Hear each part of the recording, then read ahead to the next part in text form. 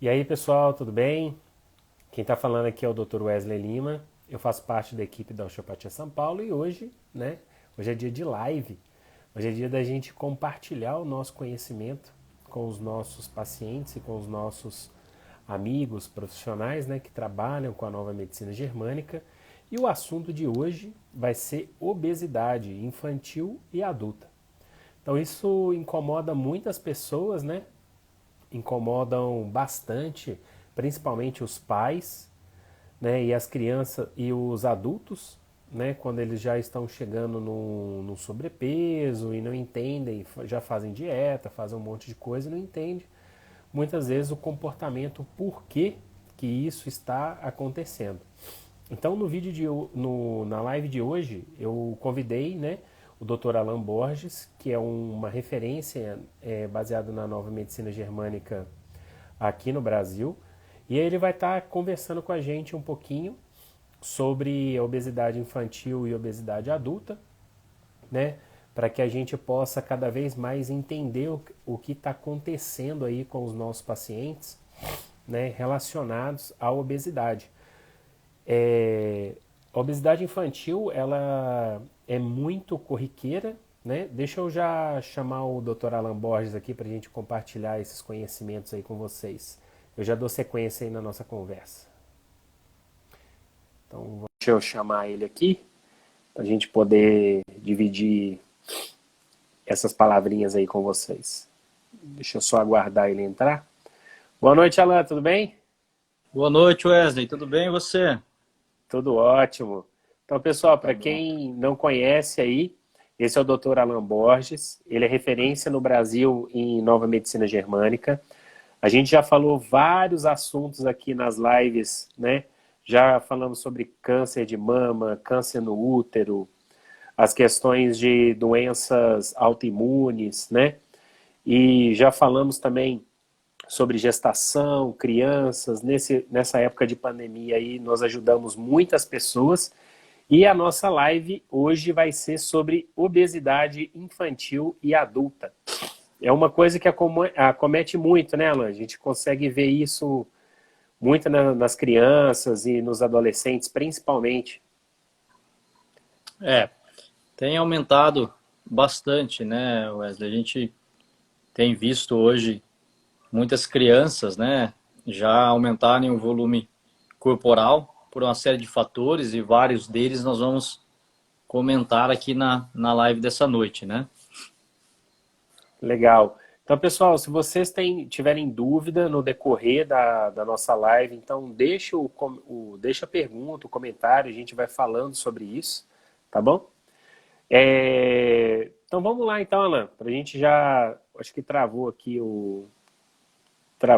a imagem do Alan, deixa ele voltar, que a gente já vai estar comentando aí, começando lá da infância, do que acontece, as coisas que a gente consegue perceber em relação à obesidade e levando aí para a vida dos adolescentes e a vida adulta. O Alan travou aqui, deixa eu só aguardar aqui para a gente continuar compartilhando esse conhecimento com ele, tá bom? Se vocês tiverem alguma pergunta relacionada aí à nova medicina germânica, algum outro assunto, você coloca aí na live, mas a gente vai dar as prioridades aí relacionadas todos à questão da obesidade e do sobrepeso, e aí em relação às crianças, os adultos e os adolescentes. Deixa eu chamar o Alan aqui de novo, vamos lá. Deixa ele voltar aí. Vamos aguardar uns minutinhos aí. Alan, caiu? Opa, caiu, voltou. Voltei. Legal. Então, queria que a gente, então, vamos começar falando aí um pouquinho da obesidade infantil, né? Para a gente poder trazer para a adolescência ou adulto. O que você acha? Vamos lá. Bom, é importante assim, né, a gente entender que não há diferença entre a obesidade infantil e a obesidade adulta, né? Sim, Basicamente, os processos são os mesmos, né? Então, a gente vai deixar claro aqui, eu acho que é importante, né? Nós vamos seguir realmente a linha da nova medicina germânica, mas outros fatores podem contribuir para a obesidade, né? Que seria a alimentação, né? E o sedentarismo, basicamente, é o que a uhum, gente conhece, né? Então aqui essa live ela é destinada principalmente para aquelas pessoas que tentam de tudo e não conseguem, né? Porque quantos pacientes a gente recebe que estão fazendo dietas, que seguem rigorosamente ali os cardápios dos nutricionistas, praticam atividade física, porém, alguns pacientes dizem assim, parece só de eu respirar eu engordo, né? Então, assim, é importante a gente entender e olhar, né, outros aspectos para poder compreender também esse quadro. Então, lógico, se eu, né, me alimentar mal, ter um excesso de consumo de caloria, isso vai também se transformar num quadro de obesidade, né? Mas sempre tem algo a mais, porque também a gente conhece pessoas que comem super mal e são magros, né? Então, se a gente for olhar só para a alimentação, parece que sempre falta alguma coisa, né? Então, vamos entender principalmente o que pode estar por trás desse processo que nós chamamos de um processo biológico, né? Então, na natureza, os animais também engordam e emagrecem, é por isso que a gente diz que é um processo biológico, é um mecanismo de sobrevivência, né? O aumento do volume corporal, isso é importante. A gente precisa compreender que ele é um mecanismo de sobrevivência, tá? Então, muito se atribui, né, principalmente se a gente fosse ver lá no início da pandemia, a obesidade era um dos fatores de risco, né? Então, a gente vê muito isso. E por isso que todos os profissionais da área da saúde, de maneira geral, enfatizam a ideia de que a obesidade é algo ruim, né? Eu não gosto da ideia de que obesidade é igual a ter doença, né? Mas, se nós formos entender esse primeiro processo biológico, acho que a gente tem que começar por ele, porque é sem dúvida nenhuma o mais importante e o que mais está ligado ao quadro da obesidade. Além dele gerar a obesidade, ele potencializa todos os outros fatores existentes. E é por isso que pacientes obesos tendem a ter, quando, né, uma outra doença associada, elas tendem a ser mais intensas do que uma pessoa que não tem esse processo biológico. Então, isso é muito interessante. Então, por exemplo, se ela tiver que infartar, o infarto dela vai ser muito mais forte do que de uma pessoa que não está diante desse processo, né? Se ela tiver um quadro inflamatório, a inflamação vai ser mais intensa. Se ela tiver que reter líquido no pulmão, a retenção de líquido dela vai ser maior do que uma pessoa que não está diante desse processo, né? Então, é por isso que a gente precisa compreender o que realmente está por trás disso, né? O que pode estar ligado a essas questões aí da obesidade. E o primeiro processo, e ele casa muito bem com esse momento da pandemia, né? Por isso que muitas pessoas estão aumentando o volume corporal, né? E infelizmente atribuem só o fato de estarem comendo mal, né? Às vezes, eu estou ficando mais em casa, aí eu estou abusando um pouquinho e é por isso que eu estou engordando, né? Então, todo mundo tende a olhar mais para esse lado, né? Eu praticava mais atividade física, agora não tenho praticado tanto, então o meu aumento de volume corporal estaria ligado a esse processo, né? Mas nós vamos entender que existem outros fatores, e aí entra o fator psíquico, né? A relação psicobiológica, a psique interferindo no organismo. E o primeiro mecanismo que desencadeia o aumento de volume corporal é a sensação de solidão, né? O se sentir só, se sentir refugiado, a gente diz, né? Dentro de um conceito para a gente poder compreender, principalmente hoje a obesidade infantil, é a sensação de não pertencimento. Então eu digo muito isso, a sensação de não pertencimento te faz se sentir peixe fora d'água. Então é mais ou menos isso. Isso pode estar, por exemplo, na família.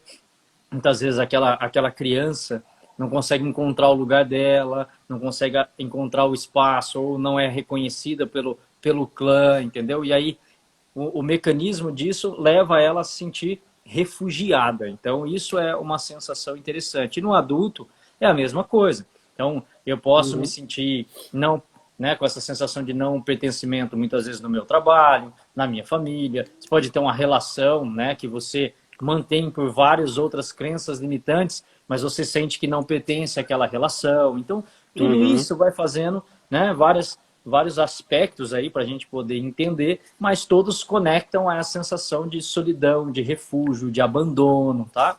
Então, o que isso vai desencadear no corpo? E por isso que esse momento de pandemia é tão interessante a gente falar sobre isso. E também nós vamos entender, né, apesar de a gente estar falando da obesidade, mas você vai poder compreender que todos os pacientes que entram em um ambiente hospitalar ativam essa resposta biológica. É quase impossível uma pessoa entrar em um ambiente hospitalar e não se sentir peixe fora d'água, né? Então essa sensação, porque é um ambiente desconhecido, muitas vezes pessoas que não têm um vínculo afetuoso, né? Então todos esses aspectos vão acionar isso daí. Por isso que o ambiente hospitalar, se você tiver que desenvolver algo ali, ele vai ser mais grave também. Então isso é interessante, né? Então a gente sempre fala assim, né? Se a gente fosse pensar na pandemia, nesse momento, as pessoas que ficam em casa e conseguem se tratar em casa tendem a evoluir muito melhor do que pessoas que vão, por exemplo, para uma UTI. Porque justamente esse processo na UTI, eu diria que é inevitável. Aí você pode dizer que 100% das pessoas estarão diante desse quadro, né? Então, o que ele aciona, né? De acordo com os estudos, as observações que foram feitas, né, na nova medicina germânica, se observou que, diante dessa situação, diante dessa sensação, nós acionamos uma área do cérebro, que é uma parte do tronco cerebral, e essa área se comunica com uma região do rim, que é o túbulo coletor renal, né? Então, todas as vezes que isso é acionado, o túbulo coletor renal, né, no funcionamento dele, ele tem a ter o papel de controlar o equilíbrio hídrico, né, a quantidade de água no corpo. Além disso, ele controla a concentração de ureia, creatinina e ácido úrico, né? Então, são algumas questões aí, algumas funções que o túbulo coletor renal exerce. Quando a pessoa está diante dessa situação, diante dessa sensação, é como se ele entrasse numa resposta de sobrevivência e o que ele tem que fazer, única e exclusivamente, é reter líquido, né? Por isso que todo obeso tem retenção de líquido, tá? Então eu posso ter, lógico, mais ou menos retenção de líquido. Tem pessoas que só tem, por exemplo, nas pernas. Tem pessoa que tem nas nádegas, tem pessoa que tem no abdômen, né? Então isso significa o quê? Que há uma junção de coisas, porém esse processo está ativo, né? E existem pessoas que têm no corpo todo. Então o que vai determinar o local e o quanto, né, isso vai acontecer é a intensidade do processo biológico. Quanto mais eu tenho essa sensação, mais intenso vai ser a resposta. É sempre proporcional, né? Então dá pra gente imaginar, uma pessoa que aumentou 10 quilos é uma coisa, que aumentou 50 quilos é outra coisa, tá? Mas o processo é o mesmo. O que mudou foi a intensidade desse mecanismo, né? E é muito interessante porque ele é muito rápido. Então, você vê assim, eu vejo pacientes, né, principalmente quando recebem algum diagnóstico, alguma doença, ou passam por um processo muito intenso, em 1 mês, 2 meses, a pessoa aumenta 10, 20 quilos de volume corporal. É algo né, gigantesco, é algo muito intenso. Não é aquela coisa que até a pessoa se assusta. Então, quando isso ocorre, você já pode afirmar que existe essa resposta, porque não tem como eu tentar engordar 20 quilos em 1 mês, né? Só que nós podemos ter, isso já foi mostrado, você consegue aumentar em torno até de 6 quilos de volume por dia. Então, existem pessoas que têm uma retenção tão grande que ela, ao longo do dia, vai inchando, ela pesa, depois ela diminui e ela vai tendo esse aumento de volume. Então, é muito comum a gente ver isso daí, não é algo raro de acontecer, né? Então, quando isso ocorre, porque todo mecanismo de sobrevivência, e o próprio nome já diz, né, é um mecanismo de sobrevivência, ele tem o papel de tentar manter a sobrevivência. Porém, os mecanismos de sobrevivência são desencadeados, são respostas desencadeadas, né, pela nossa parte não consciente, que seria o subconsciente e o inconsciente. E uma particularidade desses dois é que eles não analisam o que é bom, o que é ruim, o que é certo, o que é errado. Eles simplesmente desencadeiam a resposta. Então, isso é importante, né? Então, não tem essa percepção. Então, e não julga, automaticamente, né? No mecanismo de sobrevivência, o importante é sobreviver, não é isso? Então, ele começa a reter água. Por que ele vai reter água? Porque imagine um animal se sentindo refugiado, se sentindo isolado, não pertencente ao grupo. Então, nesse estado, ele pode ter sérios prejuízos. Por exemplo, prejuízos de capturar uma presa, né, de ter acesso ao seu alimento. Então, assim, ele está só, ele está isolado, ele está lá, né? Então, a natureza diz assim, do que o corpo é feito, basicamente, né? Grande parte do nosso corpo é água e uma outra parte é proteína. Então, basicamente, nós somos água e proteína. Então, se o túbulo coletor renal começa a reter água, subentende-se que ele está tentando te manter mais tempo vivo nesse estado de isolamento.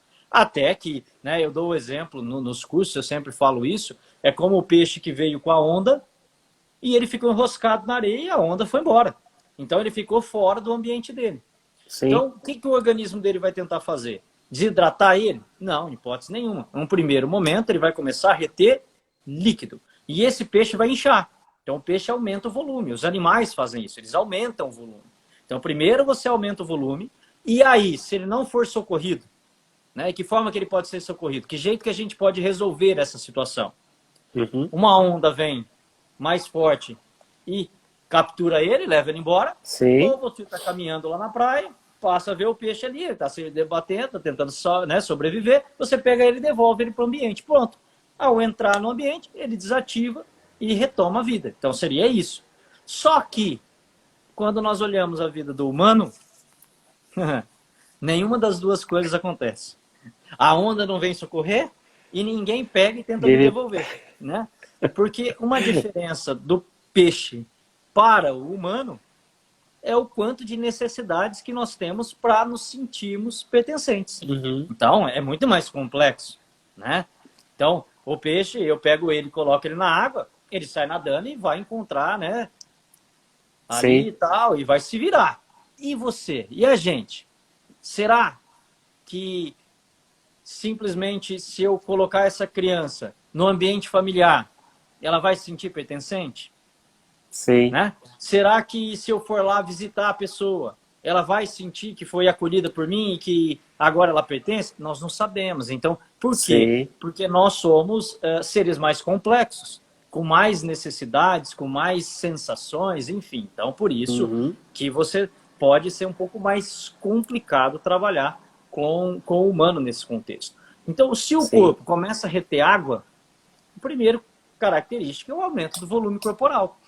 Então, esse aumento de volume corporal, principalmente quando ele é rápido, quando ele é intenso, ele estaria 100% ligado a esse comportamento.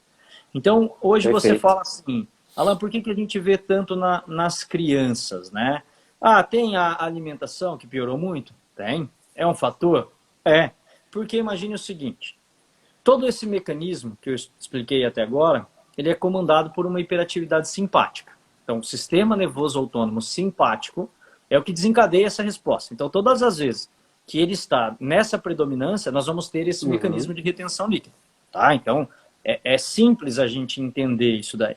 Aí a pergunta é, o que aumenta a atividade simpática? Né? Então, se a gente conseguir compreender isso, a gente entende a doença. Então, o que aumenta a atividade simpática? Primeiro, hiperestresse. O hiperestresse é imediato, não tem como. Aumentou o hiperestresse, ativa o simpático. Se você tem o sentimento de isolamento, isso vai ser direcionado para o túbulo coletor renal, aumenta a atividade, ele retém líquido. Ponto. Então, é o mecanismo.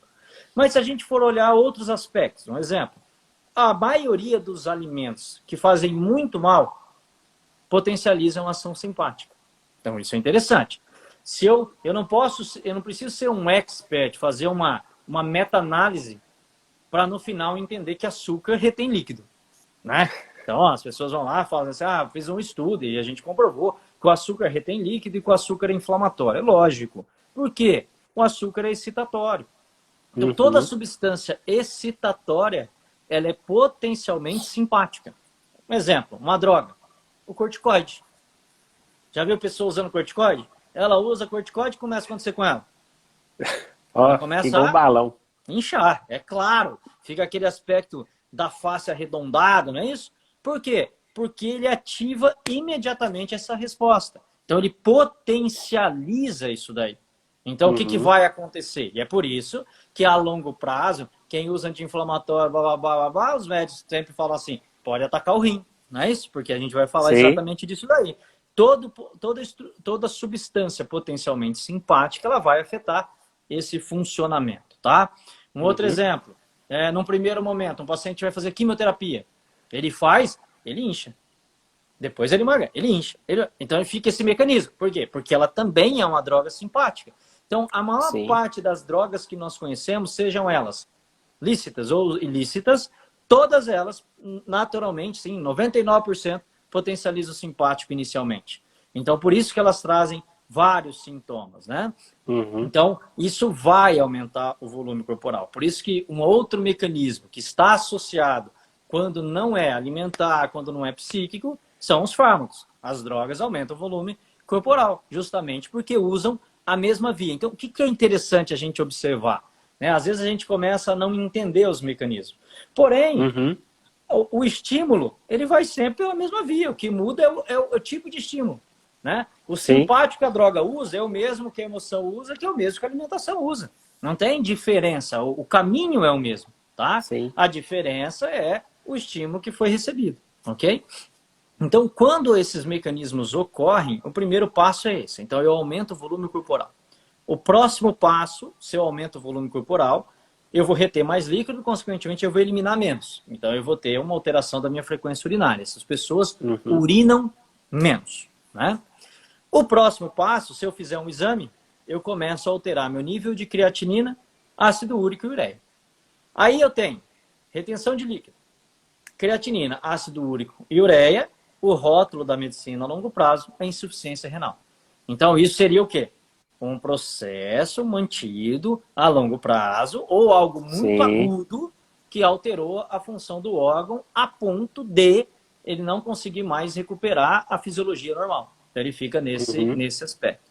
Uma outra característica importante são pessoas que frequentemente produzem cálculos renais. Então, eu estou associando, veja, um sintoma físico e o do órgão, que não tem como a gente separar. Então, um exemplo. Se uma pessoa tem obesidade e produz cálculo renal, automaticamente já dá para a gente entender que há uma associação entre essas duas coisas, ok? O tipo de cálculo também é importante, que são os cálculos com aquela característica que a gente chama de oxalato de cálcio, né? São aqueles cálculos mais escuros. Então, é o típico desse processo biológico, tá? Então, isso seria uma característica importante. E se a gente olhar hoje para as crianças, é muito fácil uma criança entrar nessa sensação. Porque, primeira coisa, né? O ambiente que ela vive. Então, assim, muitas vezes a criança pequenininha, ela já tem que ir para uma creche, ela já tem que ir para uma escola, ela já vai sair do ambiente dela. Então, ela vai ter que experimentar, inicialmente, uma sensação de peixe fora d'água. Não é isso? Tirei ela de casa, pum, coloquei ela numa creche. Opa, lei da sobrevivência. Quem sou eu aqui? Que lugar é esse? Quem são essas pessoas? Já é uma possibilidade. Nós estamos falando de algo muito precoce. Ou na escola, ou ela fica com uma babá. Muitas vezes não traz essa sensação, porque depende, né? Pode ser que tenha babás mais acolhedoras, que conseguem trazer isso. Pode ser que existem babás que não conseguem trazer isso. Enfim, então, todo esse mecanismo. Aí papai e mamãe trabalham muito. Ficam muito distantes. Chegam à noite muitas vezes. Ela passou o tempo todo se sentindo só. Né? A sensação de não pertencimento. Então, isso está totalmente ligado a esse processo. Outra coisa importante, muitas vezes as pessoas estão juntas, mas não trazem essa sensação de pertencimento. Porque um está fazendo uma coisa, outro está fazendo outra, eles estão no mesmo ambiente, mas não estão conectados. Então, tudo isso tem que ser, né, levado em consideração. Está conectado no celular, né? Um de frente para o outro e mandando mensagem. Estão conectados via Wi-Fi, né? Não presencial. Isso faz uma diferença danada, né? Sim. Então, você tem todas essas questões. Somado a isso, os alimentos. Então, veja, olha a pancada. Então, várias, né, a somatória de vários, eu falo assim, combustíveis, vai fazendo com que a coisa vá se tornando algo muito intenso, né? Então, vamos falar assim de conflitos reais, né? Distanciamento entre os pais, separações, coisas que podem trazer. Alan, mas toda a separação vai desencadear isso? Não. Tem crianças que o fato dos pais estarem juntos é muito mais patológico do que quando eles se separam. Porque quando está junto, às vezes tem brigas, tem discussões, o ambiente é sempre muito pesado, e aí se separa, fica tudo leve. Então, não dá para a gente dizer que vai acontecer. Nós estamos dando possibilidades do que a gente vê muito, né? Então, Tudo isso é importante. Aí o que acontece? Todas as vezes que você começa a observar que uma criança, um adolescente começa a ficar muito isolado, começa a ficar mais tempo no quarto, começa a não querer mais ter uma vida muito social, né? E Uhum. isso se torna um círculo vicioso. Porque é muito interessante isso daí, né? Às vezes eu aumento o volume corporal, gera esse quadro de obesidade, eu aumentei o volume, e aí eu começo a me isolar ainda mais. A pessoa não quer sair, a pessoa vai pôr uma roupa, não fica legal, ela já estressa com a própria roupa, aí já, não vou sair mais porque nada tá legal, vou comer, né? Uhum. Que a gente vai falar um pouco dessas outras questões. Então, esse círculo vicioso, ele acentua esse processo, porque eu vou ficar mais isolado, vou me sentir mais não pertencente e vou afogar minhas mágoas na comida, né? Então, todo esse Sim. processo é importante. Então, uma das coisas que eu trabalho sempre com os pacientes que estão buscando emagrecer é a sensação de pertencimento. Nós precisamos encontrar formas dele sentir isso daí, nos diferentes aspectos. É na família, Sim. precisamos fazer um trabalho familiar. É no trabalho, precisamos entender todo esse processo. Mas é muito importante que ele se sinta peixe dentro d'água. Então, né, essa correlação é extremamente importante. Então, esse é o principal mecanismo do aumento de volume corporal. Tá? O principal. Nós temos que sempre olhar para ele. Sempre. Isso é Uhum. regra. Tá? Ele tem que estar presente. Ok? Os outros vêm junto.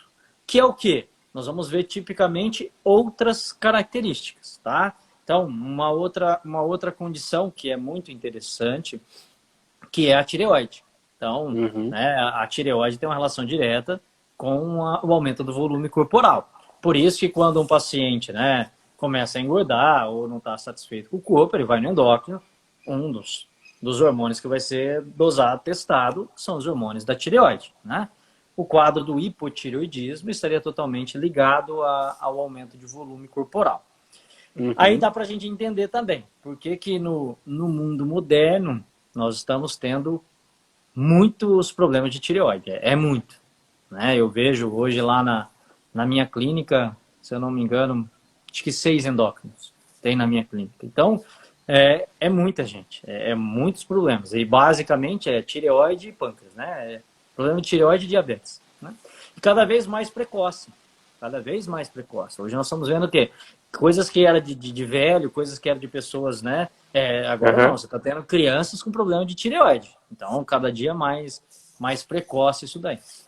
Porque a tireoide, ela é a glândula da urgência.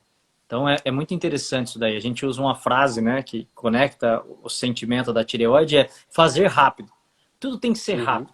Então hoje ninguém tem mais paciência para nada e a necessidade de fazer múltiplas tarefas, né? Então, por isso que problemas de tireoide normalmente acometem mais mulheres do que homens, né? Porque as mulheres hoje precisam se desdobrar em várias, né, para poder fazer muita coisa. Mas eu digo assim, o mundo perdeu paciência, né? No trânsito, você já muitas vezes acorda atrasado, já sai de casa na loucura, vai deixar os filhos, enfim, né? Todo esse aspecto. Você que está em São Paulo, Uhum. então é pior ainda, né? Porque a Sim. loucura é ainda maior, né?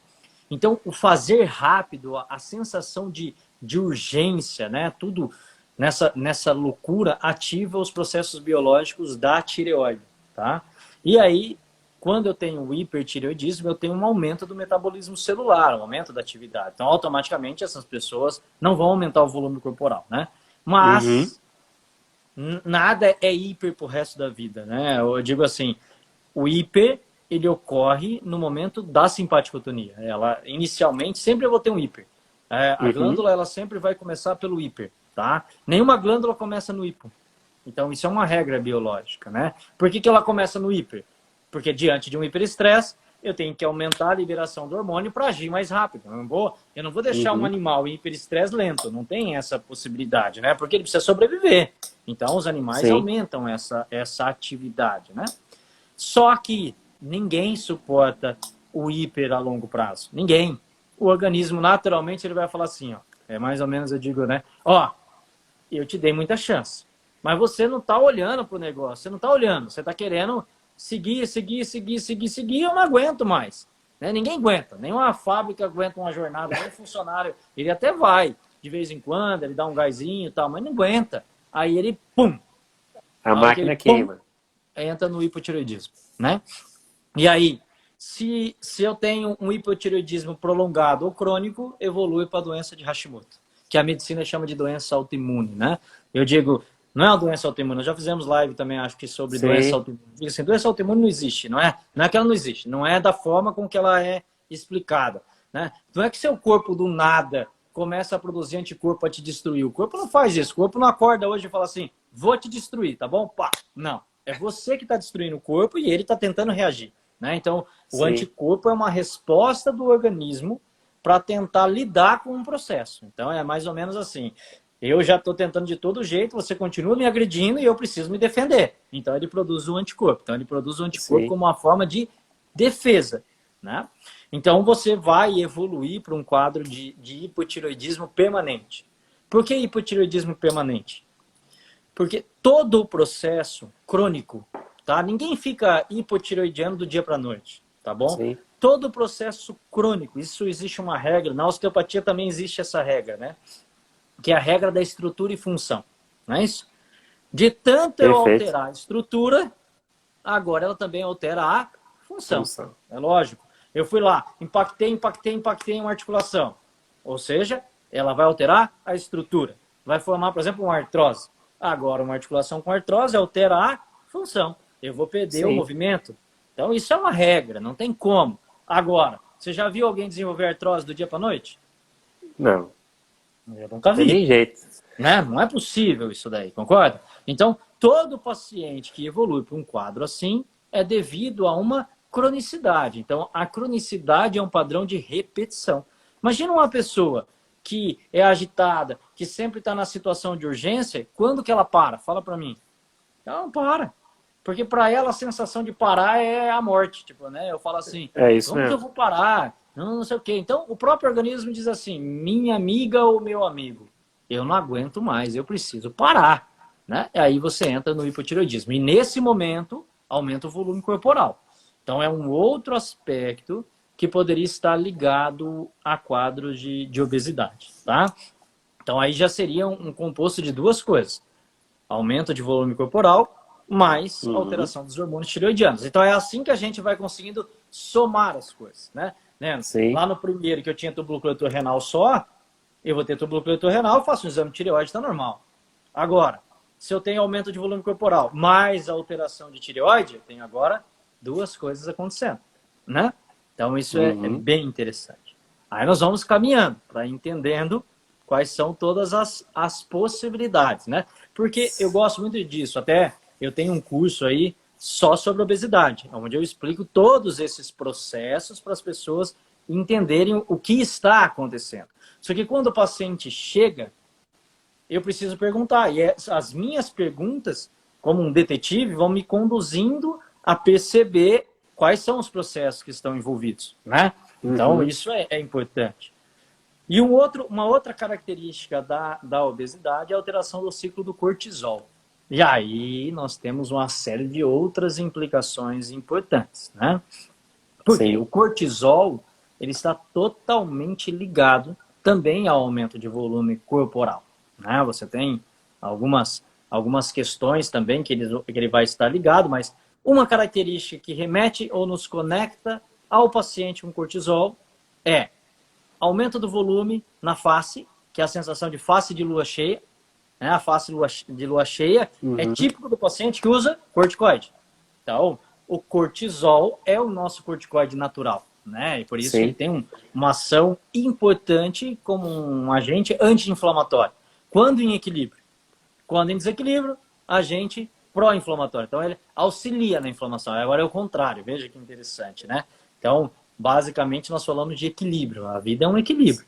Então, se ele está em equilíbrio, ele é anti-inflamatório, ele nos ajuda a relaxar. Se ele está em desequilíbrio, o contrário. Agora, ele é inflamatório, nos mantém mais tenso. E uma característica, além disso, a sensação de cansaço. Olha só, uma outra coisa importante. Então, uma sensação de cansaço. Porque o paciente com alteração do ciclo do cortisol não consegue descansar. É aquele paciente que deita, e é interessante, ele sempre tem a sensação de cansaço, mas não consegue descansar. Ele faz assim, às vezes ele pode até dar uma encostada, ele dá aquela cochiladinha, que ele está exausto, mas logo ele já desperta. Agora, aquele sono profundo, reparador, esse ele não conhece. Por isso que ele sempre dá aquela cochilada, entendeu? E ele é um paciente que vai ter dor crônica. Então, ó, uma outra característica importante, dor crônica. Por que isso? É aquele que deita e ele não acha a posição. Tudo incomoda, dói. Ele mexe para cá, mexe para lá, cansado, cansado. E aí, quando ele acorda, lá, 7, 8 horas da manhã, ele levanta. Só que ele vai ter a sensação que ele precisa ficar um pouquinho mais na cama. Porque o pico do sono dele vai ser entre 10 e 11 da manhã. Aí dá aquela baixada na energia, tá? Então, isso são algumas informações interessantes para a gente poder perceber que esse aumento do volume corporal tem uma associação com a região da suprarrenal, alterando o eixo hipotálamo, hipófise adrenal, alterando o ciclo do cortisol. Sim. E a característica dessas pessoas é não saber qual rumo tomar. Então, são pessoas que sempre são envolvidas em muitos projetos, muitas coisas. Só que nunca conseguem concluir as coisas, deixam tudo muito pela metade, mas sempre precisam ter a sensação que precisam estar fazendo algo para ter um rumo na vida. Sabe assim? Então é sempre buscando alguma coisa. Então a gente diz que a vida dessa pessoa, ela olha e é como uma rua que tem várias setas, né? Tipo assim, vai para cá, vou para lá, vou para frente, e no final ela quer ir para todo lugar e não sabe para onde ir. Então, são pessoas que têm muita dificuldade de encontrar um rumo, encontrar um norte, encontrar uma direção. Então, precisam sempre, parece que tem que estar mudando de coisa, sabe assim? A pessoa chega lá, esses dias, uma paciente minha, e ela sempre está lidando com o volume corporal. Aí ela chega, hoje eu estou pensando, eu acho que eu vou mudar de profissão. Daqui a pouco ela chega e fala assim, não, eu acho que eu me encontrei agora, eu vou partir para isso. Aí vai lá, sai igual, eu falo, não é igual... aqueles cavalos desenfreados, é igual louco. Mas daqui a pouco no próximo já mudei. Fala, meu Deus do céu, entendeu? Muda de curso, muda de especialização, muda de projeto. Muda, então, são pessoas que precisam estar sempre se guiando por novos projetos, novos desafios. E elas estão sempre cansadas. Por que cansadas? Porque não tem energia para poder lidar com tudo isso. Então, a falta de direcionamento, a falta de foco está totalmente ligado a esse processo biológico que atinge o córtex da suprarrenal e a alteração do córtex da suprarrenal altera o ciclo do cortisol e isso vai estar totalmente ligado também ao aumento do volume corporal. Então veja, né, nós estamos falando aí, já falamos de vários processos associados, porém cada um deles tem uma característica muito, muito específica. E você sabe, eu sempre falo disso, né, que eu gosto dessa especificidade, eu gosto desse olhar, porque isso nos conduz a ser precisos. Né? Porque quando a pessoa chega e fala assim, Alan, eu estou com um paciente, está aumentando o volume corporal, ele está engordando. Eu faço uma série de perguntas para a gente tentar perceber qual ou quais processos biológicos estão associados, né, nessa característica. Né? Então, 3 processos nós já comentamos aqui. E olha para você ver, comentamos. Tem muita nutricionista aí, tá, assistindo a gente, é legal pra caramba. Eu tô vendo. Porque é legal vocês observarem, como o Alan comentou, são 3 processos diferentes que afetam 3 locais diferentes e que o paciente, muitas das vezes, ele tem ou acúmulo dos 3, ou ele tá... É importante saber essas perguntas, né?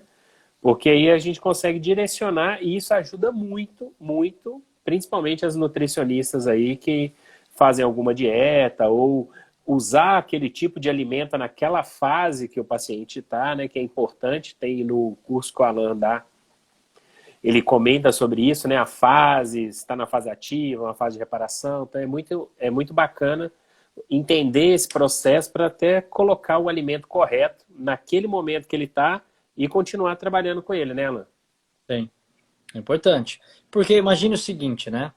Se eu estou numa fase de retenção de líquido, eu poderia usar, por exemplo, chás que aumentam a diurese, alimentos que eliminam líquido. Então, é fantástico isso daí. A gente precisa utilizar essas ferramentas. Em contrapartida, por exemplo, se eu uso uma substância que ela potencializa a ação do simpático, eu não vou ter bom resultado. Então, não vai funcionar com esse paciente. Então, isso é importante a gente entender e somar todas essas ferramentas, entendeu? Então, o alimento é um potencializador ou um inibidor de um processo. Então, a gente vai usar isso daí a todo momento, né? Vou responder essa pergunta aqui, ó. Obesidade hereditária, né? Doenças são hereditárias?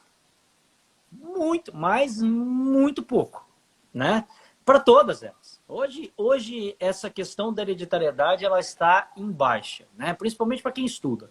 Para quem não estuda muito, ainda se apoia nisso, né? Ah, você chega lá, você tem uma artrose, sua mãe tem uma artrose, sua avó tem uma artrose, o cara fala artrose hereditária.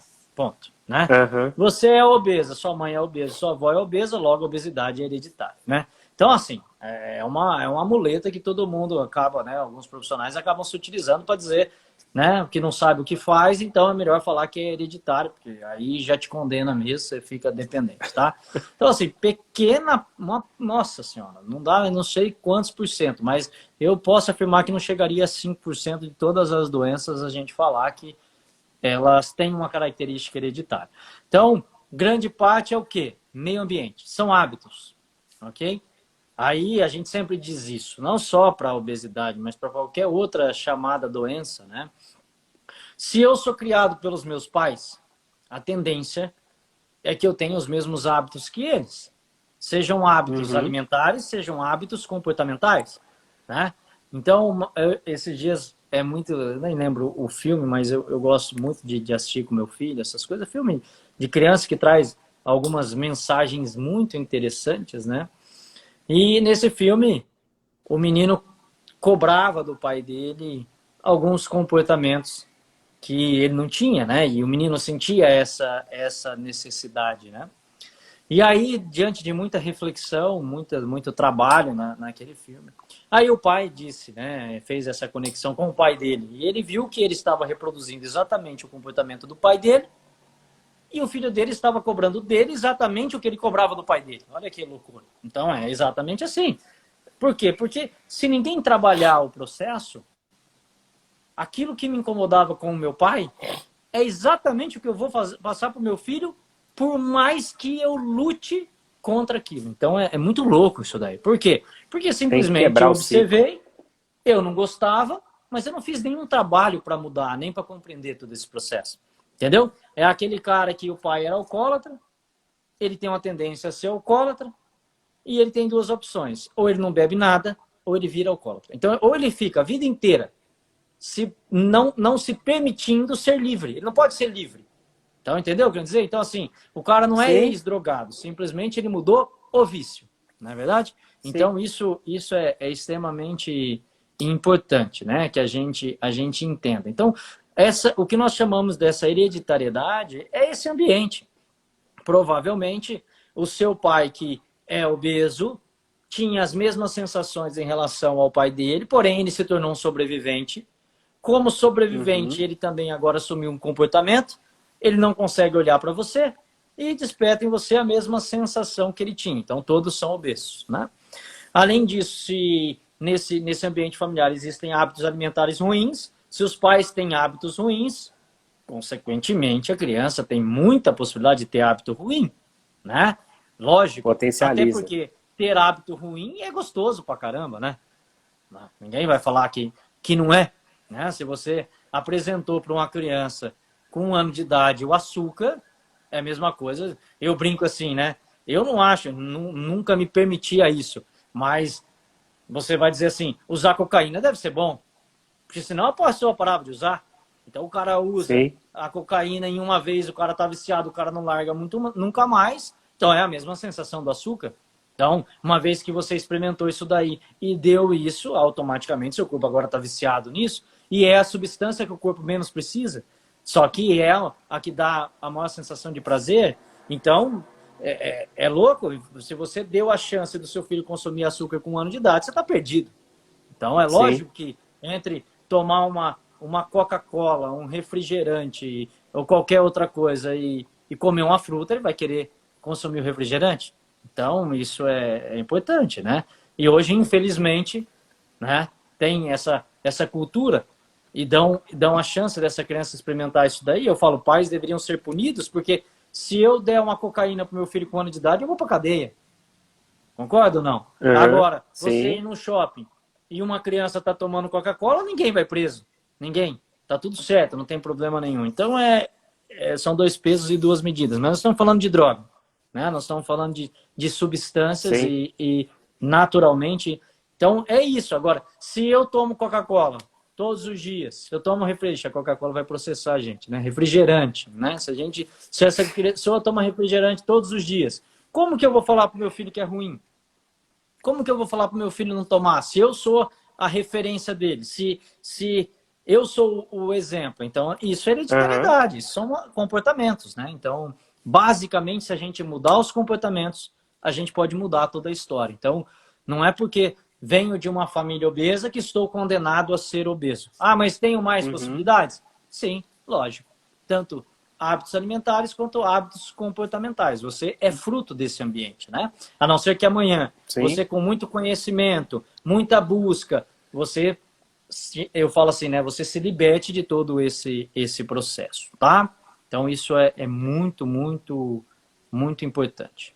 A Dani aqui, ela fez uma pergunta lá no começo, que é assim, quando o bebê já nasce acima do peso, essa sensação de não pertencimento pode-se dizer que se iniciou na gestação ou é alguma memória trazida dos ancestrais, que bate com o que você acabou de falar aí agora? Tá. Você tem 2 coisas importantes, tá? Quando nós falamos da visão dos impactos biológicos ou psicobiológicos, tem que ter acontecido na vida intrauterina, tá? Não se traz impacto biológico de geração passada, não é possível. Por quê? Uhum, Porque a relação entre psique, cérebro e corpo se estrutura a partir do momento que você está constituído. Não tem como, uhum, né? Então, agora, é possível uma criança, um bebê, sentir não pertencimento ou isolamento intrauterino? Com certeza, lógico, sim, né? Naturalmente possível e muito provável, ok? E cada vez mais provável, né? Então, essa falta de conexão, a falta da sensação de não pertencimento, de acolhimento, enfim, estar voltado para o bebê. sim. Então, todo esse processo ele deve já ser feito intrauterino, né? Então, com certeza sim. Agora vamos lá. Ah, mas Alain, o que influencia nessa história? O que eu trago da história? Nós somos a sequência da família. Né? E como sequência da família, de novo, o ambiente vai influenciar. Então, vamos imaginar assim: se o seu pai, que vem de uma sequência de uma família, são famílias de homens que trabalham muito, porque ficam a vida inteira buscando reconhecimento do pai. Então, imagina: o pai trabalhou muito, não olhou para o filho. O avô trabalhou muito, não olhou para o pai. E assim vai, né? Então, todos que estão buscando o olhar do pai trabalham demais. Olha que loucura. É muito louco isso daí. Por quê? Porque trabalhar demais é uma falsa impressão de reconhecimento, de valor. Então, todos que estão buscando o pai trabalham muito. E aí, Uhum, sua mãe está grávida, né? A esposa, né? A mulher está grávida, e esse marido trabalha demais. E aí você está sim, ali. E a sua mãe se queixa o tempo todo da falta do pai, da ausência. E aí ela vai nos exames sozinha, ela vai no ginecologista sozinha. Então, ela se sente não acolhida, ela se sente não pertencente, né? Não tem o pertencimento, porque ela está sempre sim, só, e automaticamente você é fruto disso. Você é fruto dessa concepção, ok? Então, lógico que isso estaria dentro de você, estaria nesse mecanismo, ok? E aí você, então, sim, nasce já com aumento de volume corporal, e com toda essa busca de reconhecimento, busca paterno, você também vai se estruturar assim. Vai se tornar um adulto que trabalha demais, que busca reconhecimento do mesmo jeito. E aí você vai se uhum, casar e não vai olhar também para sua esposa. E não vai olhar também para seus filhos. Logo, e assim você vai tendo uma sucessão de comportamentos transmitidos, ok? Então sim, isso é perfeito. importante, né? Então, por isso que nós temos que fazer um bom trabalho de reconstrução de todos esses processos, ok? Então, isso é extremamente importante. Olha lá, a Bia falou que é o que se chama de repetição de padrão. É exatamente isso, né? Estamos repetindo um padrão, mesmo criticando o padrão, querendo lutar contra o padrão, porém tudo Aham, isso sendo construído no nível mental. E não no nível visceral, a gente diz, né? Não é algo profundo. Né? Então eu olho e Sim, digo, não quero ser assim, olho para o passado e digo, não quero ser igual ao meu pai. Deus me livre de ser igual ao meu avô.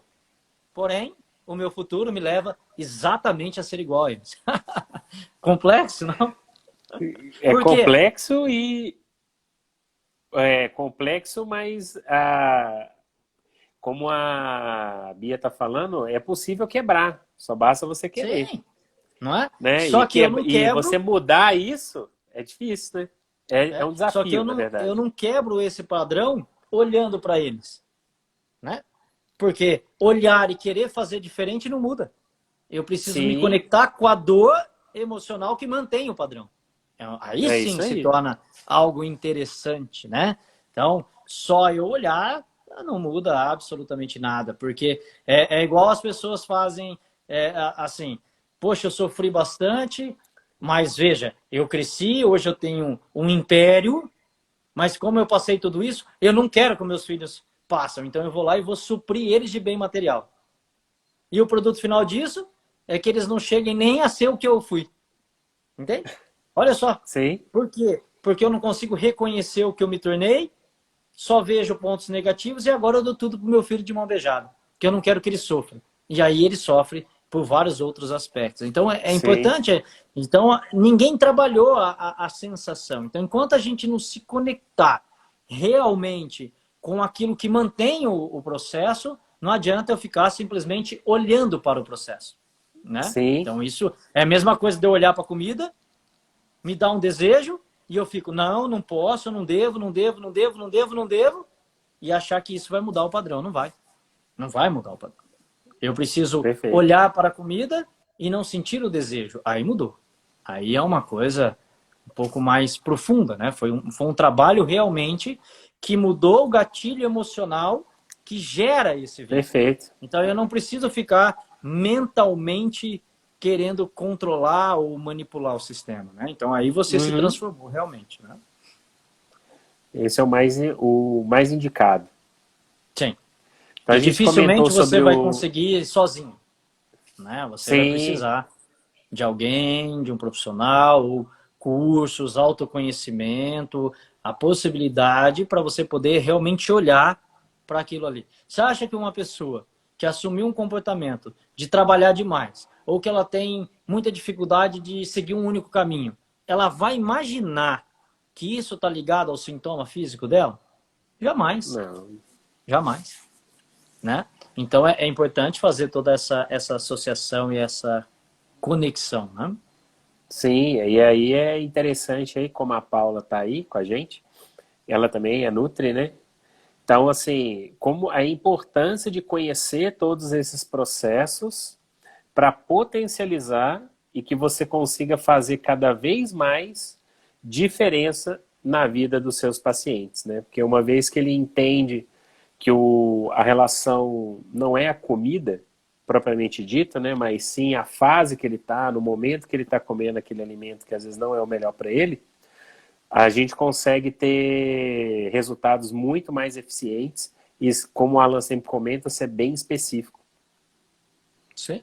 É a integração, né, entre a história e as outras coisas, que é o Sim. alimento, o sedentarismo, enfim, toda essa zona de conforto que traz a falsa impressão de bem-estar, né? A falsa Uhum. impressão de recompensa. Então, o alimento ele tem isso. Muitas vezes o alimento ele vai suprir um vazio, né? Ele vai te dar uma sensação momentânea de prazer.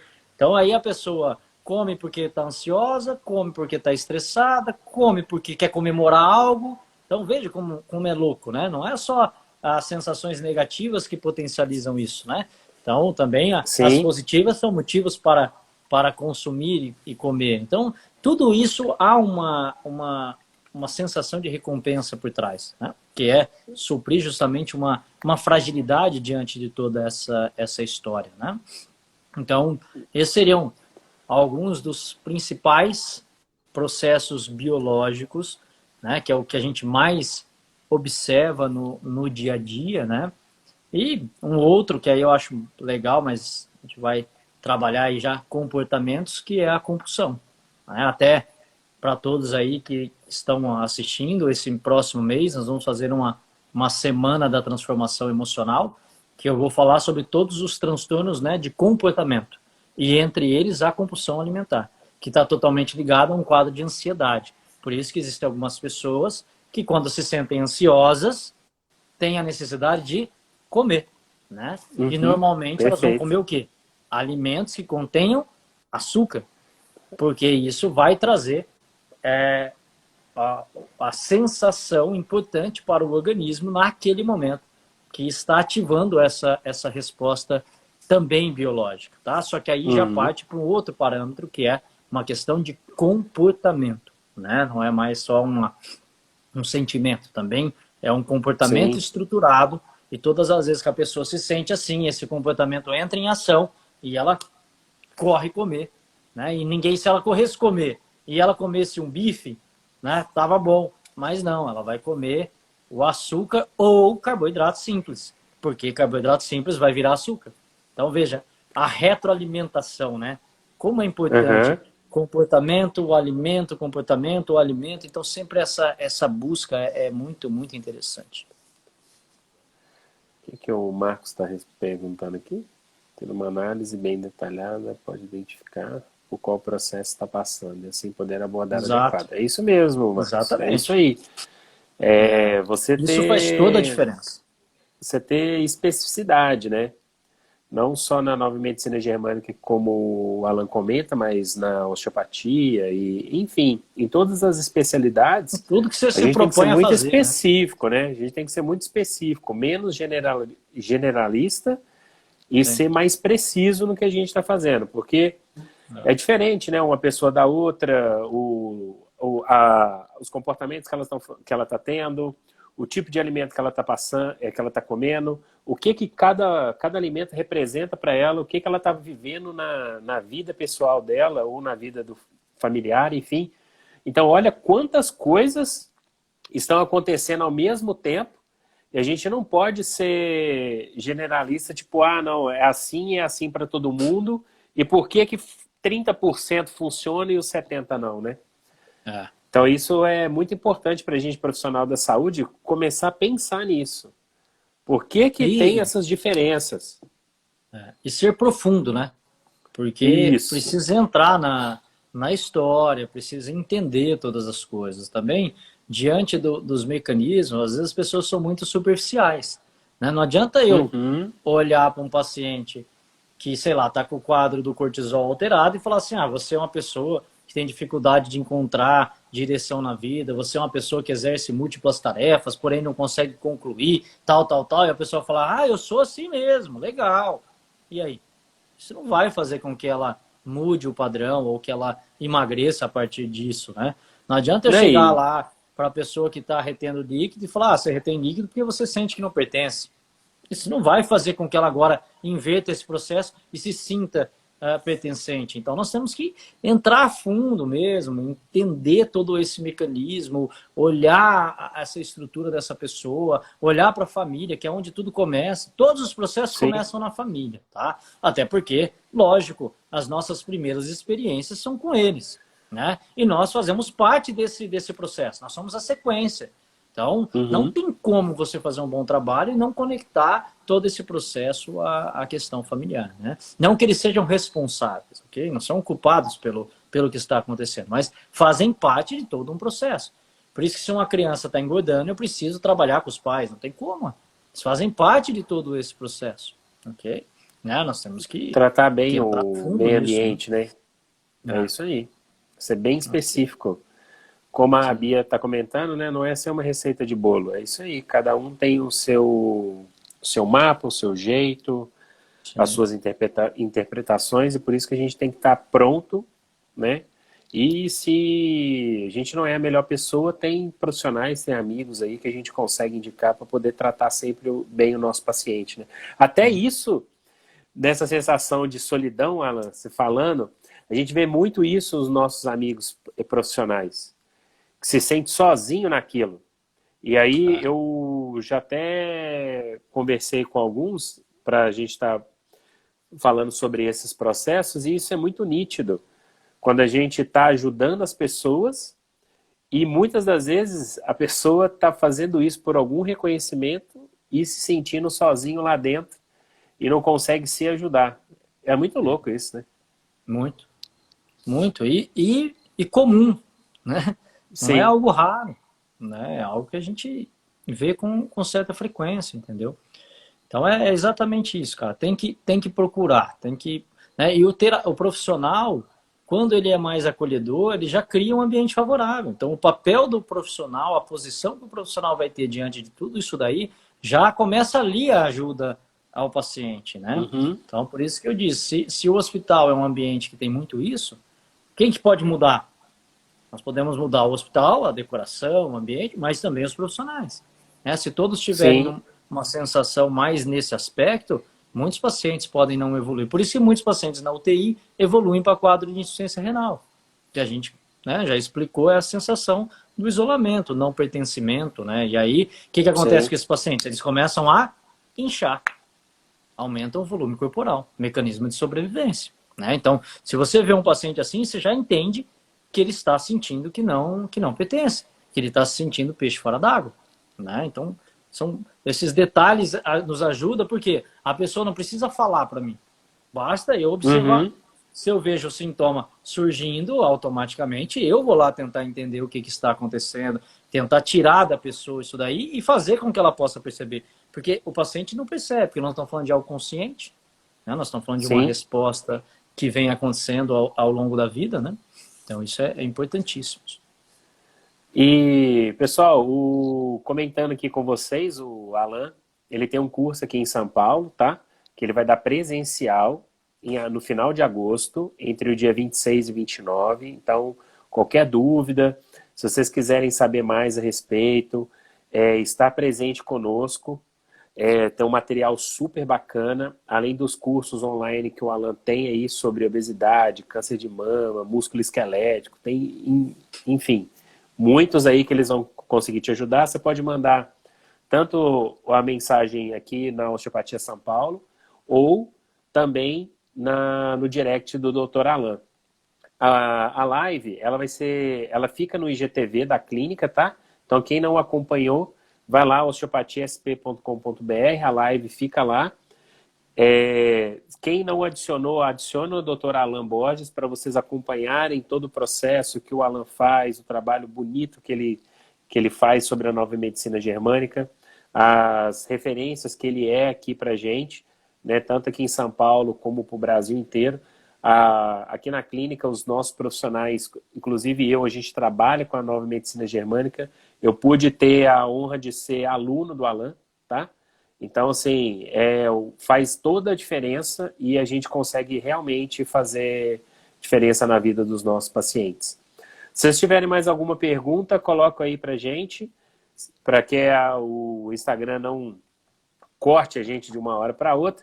A gente vai ter a satisfação de responder aí para vocês. Dá pelo menos mais um minutinho aí para ver se vocês têm mais alguma pergunta relacionada com a obesidade ou aumento do volume corpóreo, tá bom? Antes da gente encerrar a nossa live aí.